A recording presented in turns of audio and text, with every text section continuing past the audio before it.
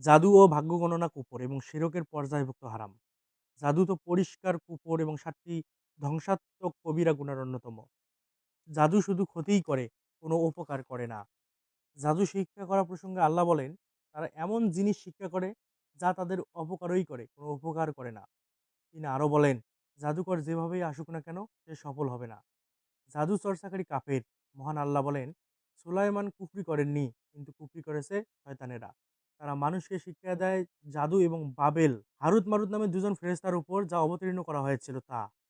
ওই ফেরেশতাদ্বয় কাউকে এ কথা না বলে, আমরা এক মহাপরীক্ষার জন্য।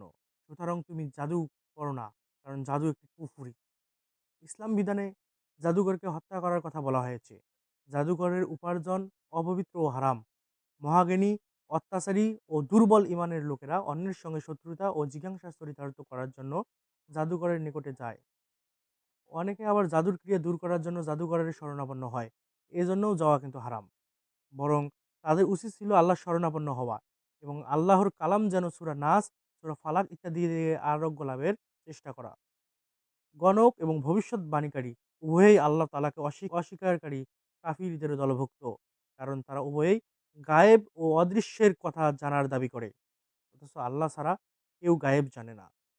অনেক সময় তারা সরল মনা লোকদের সম্পদ লুটে নেওয়ার জন্য তাদেরকে মেঘাচ্ছন্ন করে ফেলে। এজন্য তারা বালুর উপর আঁকিবুকি চটা চালান, হাতের তালুতে ফুঁক, চায়ের পেয়ালা, কাঁচের গুলি, আয়না ইত্যাদি উপকরণ ব্যবহার করে থাকে।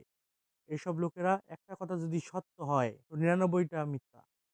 কিন্তু গাফিলরা এসব ধোঁকাবাজ মিথ্যুকদের এক সত্যকেই হাজার সত্য গণ্য করে নিজেদের ভবিষ্যৎ ভাগ্য, বিয়ে-শাদী, ব্যবসা-বাণিজ্যের শুভাশুভ তাদের নিকট জানতে চায়। তারা হারানো জিনিস কোথায় কিভাবে পাওয়া যাবে তা জানার জন্য তাদের নিকটে ছুটে যায়। যারা তাদের কাছে গিয়ে তাদের কথা বিশ্বাস করে তারা কাফের এবং ইসলাম থেকে বহির্ভূত।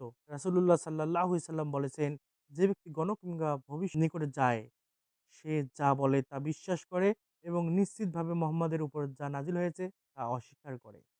যে ব্যক্তি তারা গায়েব জানে না বলে সে বিশ্বাস করে, কিন্তু অভিজ্ঞতা কিংবা অনুরূপ কিছু অর্জনের জন্য তাদের নিকট যায়, সে কাফির হবে না বটে, তবে তার ৪০ দিনের সালাত কবুল হবে না।